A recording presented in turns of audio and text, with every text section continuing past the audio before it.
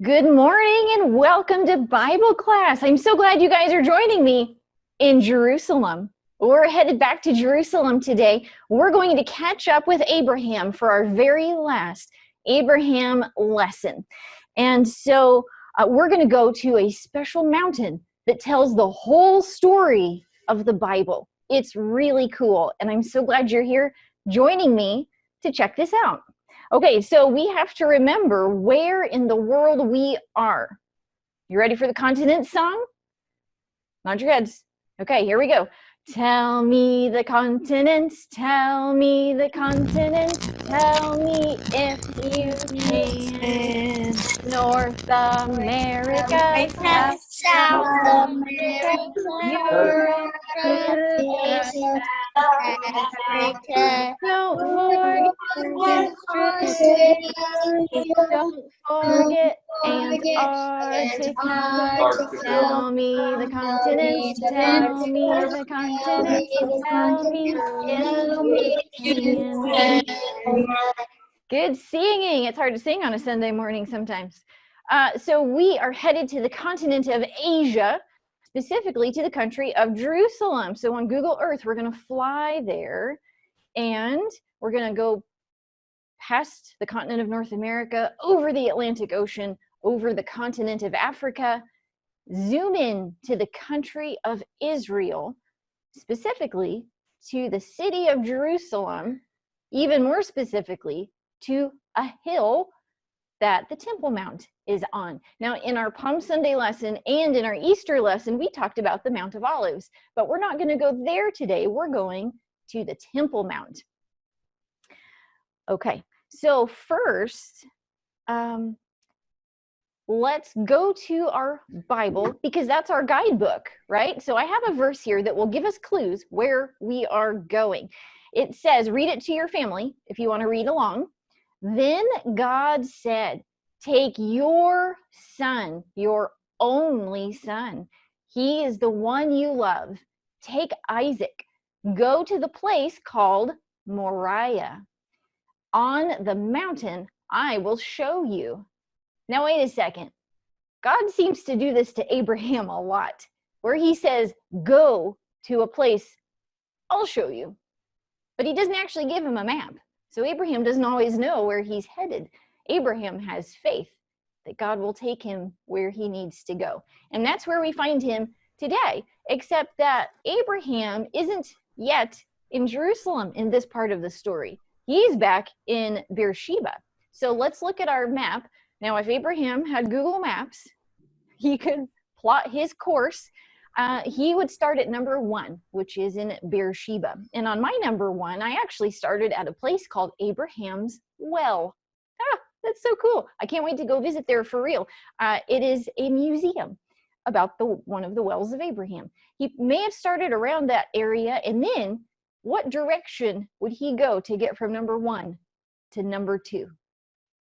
Anybody?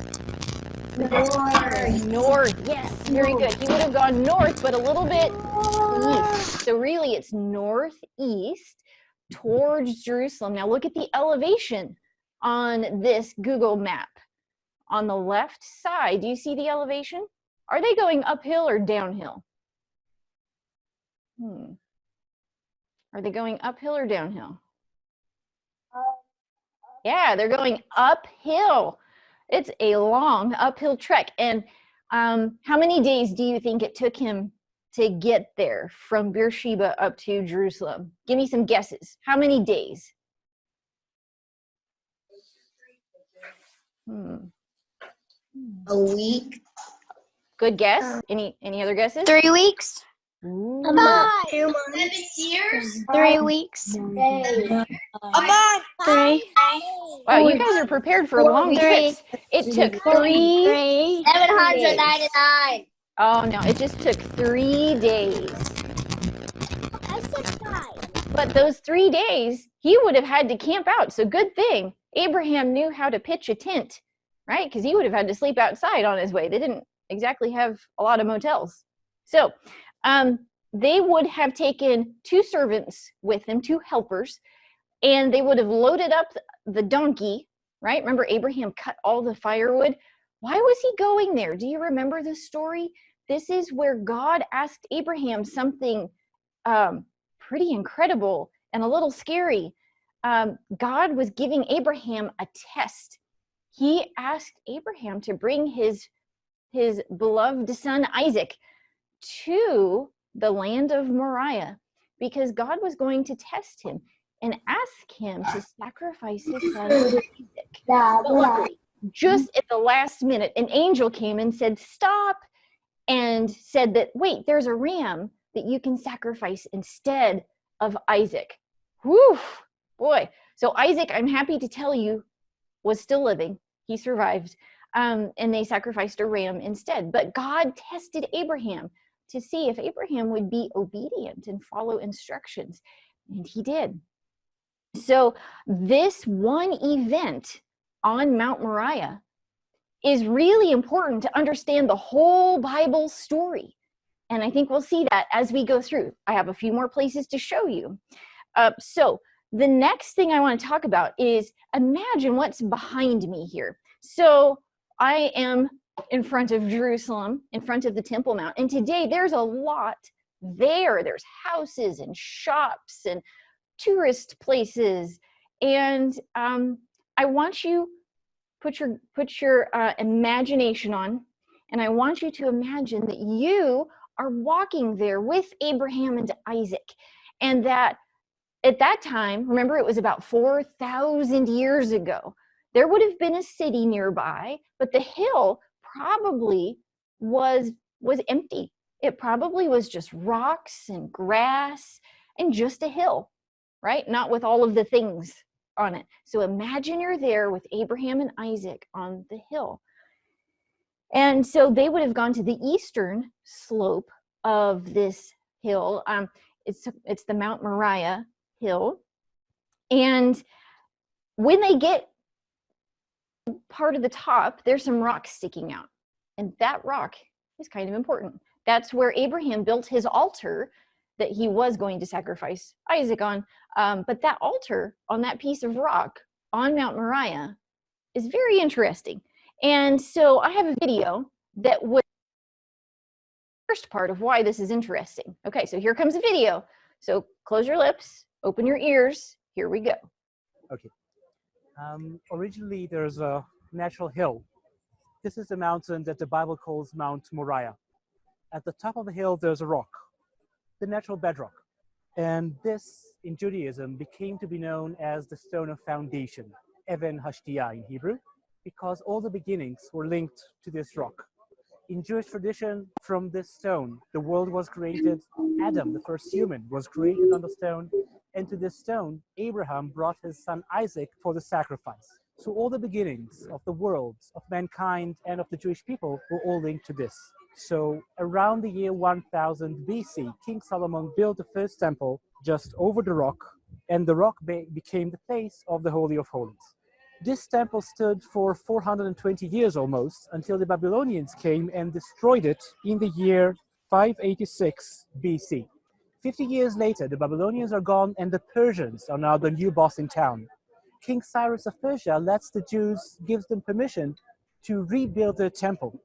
They come back from their exile in Babylon and they rebuild the temple. It takes them another 20 years, but by 516 BC, we again have a new temple standing on the same location of the first, and the stone, the Holy of Holies, goes back to serve in the same place. The only difference, in the first temple we had the Holy Ark, the Ark of the Covenant, standing in the Holy of Holies. In the second temple, it's gone. Nobody knows where it is today. Okay, so wait, no one knows where the ark is? Ooh, maybe it's in a warehouse somewhere.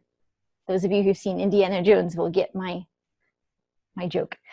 This is Solomon's temple, and this is what he built on Mount Moriah, on traditionally the same location where Abraham nearly sacrificed Isaac, on that stone.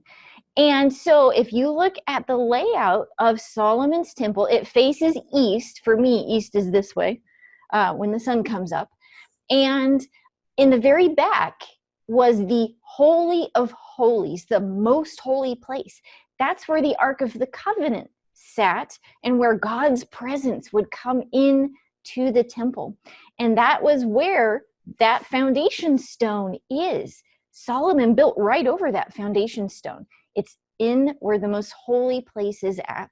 And the purpose of this temple was that it would be a place of sacrifices to God, where people would come say, I'm sorry, God, I made a mistake, or they would thank God for the good things he gives.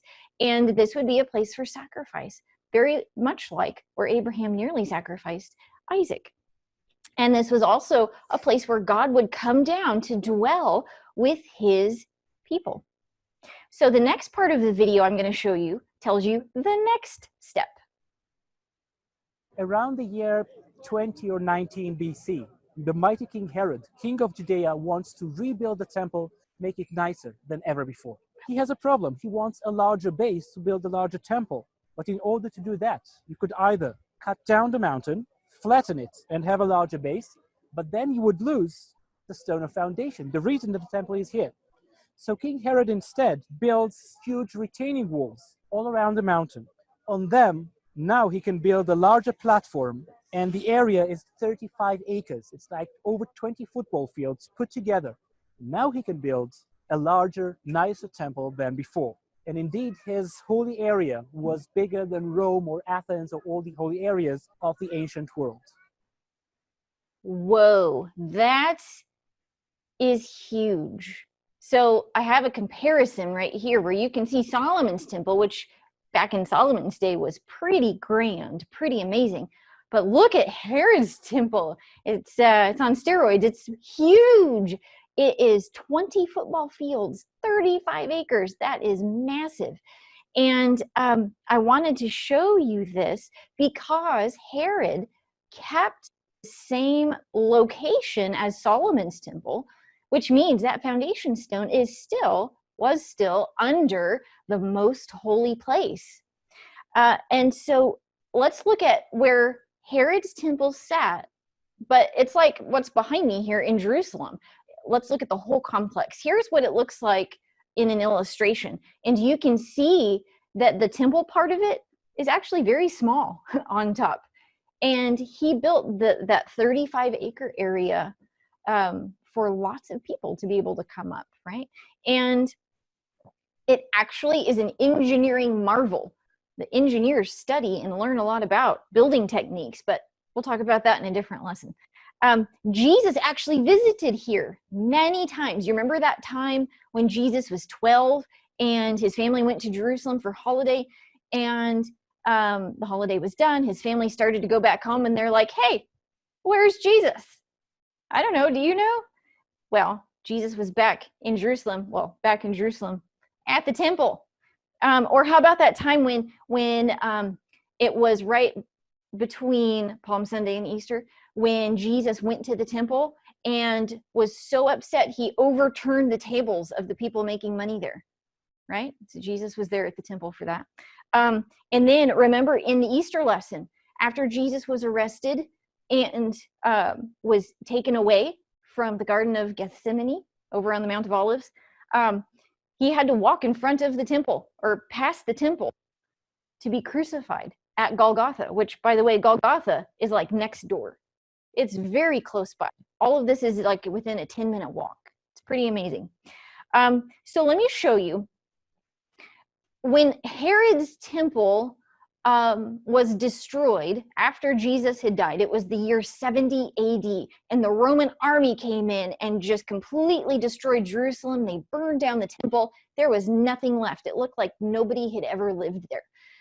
And the only thing left from Herod's temple is this wall that you're looking at now. This is called the Western Wall, and it is still there today. People today go there to pray, to remember, and to celebrate and to rejoice.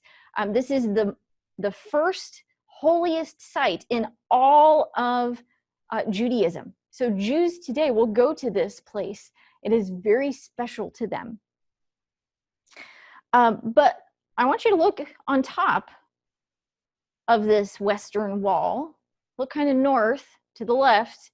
What is that golden dome? Have you seen that before? Well, let's take a look. Let's zoom in.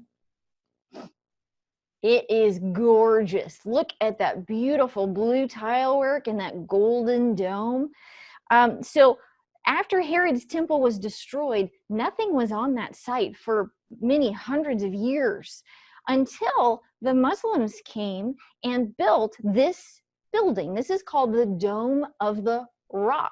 This Dome of the Rock was actually built over that same foundation stone that was in Herod's temple, that was in Solomon's temple, and traditionally where Abraham took Isaac. And so the Muslims protected this foundation stone because it's important to them too. They had some special events happen here as well. And do you want to go inside? Let's go explore. Here's what it looks like inside. Do you see the rock? Look at the bottom. You can see the rock. That's the foundation stone that links all of these stories together. And when you go inside, it looks much bigger than it does in this picture. So after class, I will share a video of some of our friends who went there and walked through it. And it's impressive. It's very impressive. Okay, so let's go back to our Bible because there's something really interesting I want to show you. I want you to think back to what it was like 4,000 years ago with Abraham and Isaac on this stone. The verse I want to share with you actually echoes what was said, what God said to Abraham. But this time in the New Testament, it's echoed by God talking about Jesus. A voice from heaven said, "This is my son, and I love him. I am very pleased with him." Do you remember that's when Jesus was baptized? God used the same words that he had told Abraham. Get your son who you love. And the next verse says, for God, everybody say this with me, I know you know this. For God so loved the world that he gave his one and only son. And I'm sure many of you know the rest of it. Yeah. This echoes what was back in Genesis 22 with Abraham and Isaac. And Isaac was spared, but Jesus, God's son, became the sacrifice for all of us. Pretty amazing. And let's go to a place that Christians remember this area. That remember, we talked about this on Easter Sunday. This is at Golgotha, where Jesus was crucified and then 400 feet over was placed in a tomb. And then he rose 3 days later. And so when Christians think about Jerusalem, we think about Jesus' death, burial, and resurrection, because Jesus was the sacrifice for everyone. And so this, again, is right next door to Mount Moriah. They're all right there in the same area in Jerusalem. Okay.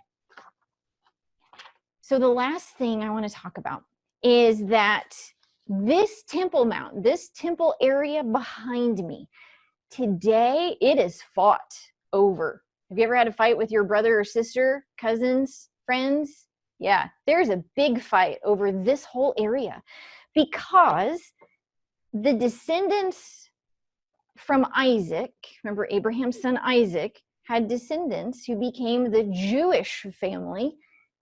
They want this area because that's where the temple was, right? That's where Abraham nearly sacrificed Isaac and where Solomon's temple was and Herod's temple was, and that is their holy place. Now, Abraham's son Ishmael, his family, the Arab people, and today the Muslim people, and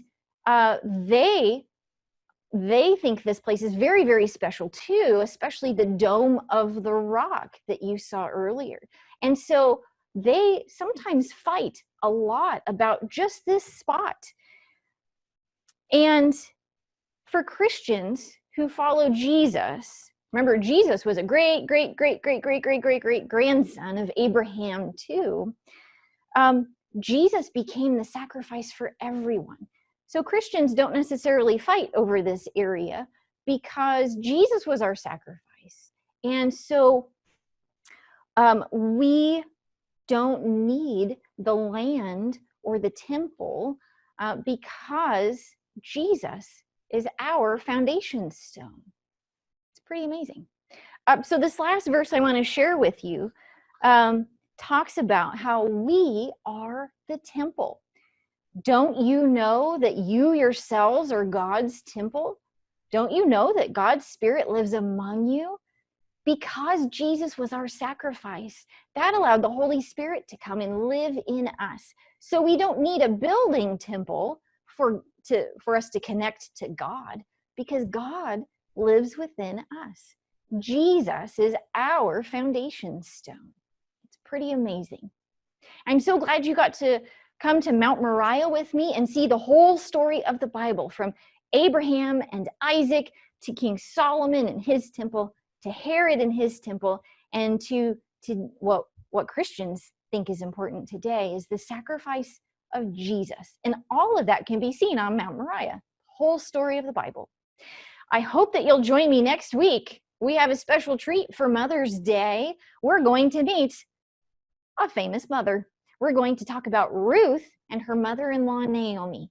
And we're going to find Ruth and Naomi in a country called Moab. Not Moab, Utah, in case any of you have been there. Not in the United States. This is in the modern country of Jordan, which is next door to Israel. And so we're going to catch up with Ruth and Naomi and follow them on a journey back home. And it'll be pretty fun. For the next 3 weeks, we're going to talk about important women who were in the family of Jesus. And we're going to talk about them because on May 31st, that on the calendar, that's actually the day of Pentecost when the church started. That's the church's birthday. And so we're going to talk about these women and how important they are in the family of Jesus up until the day of Pentecost on May 31st. So I'm excited for these next few lessons. We're going to go on some epic trips, and I hope you can join me. That's all I have for today. I'll see you guys next week. Bye. Bye, guys. Look, here's Finn. Say bye. Why couldn't they share the temple? Okay. Why couldn't they share the temple? Ooh. Wait. Oh, why? That's a fabulous question. Why can't they share the temple? I love that question. We should ask them. Maybe we can talk to Miss Elaine about it. She has good ideas about this. And are we gonna see the video next week of the? No, I'll share it with your. I'll put it on my Facebook page so your mom can go find it and then you can watch it. Okay.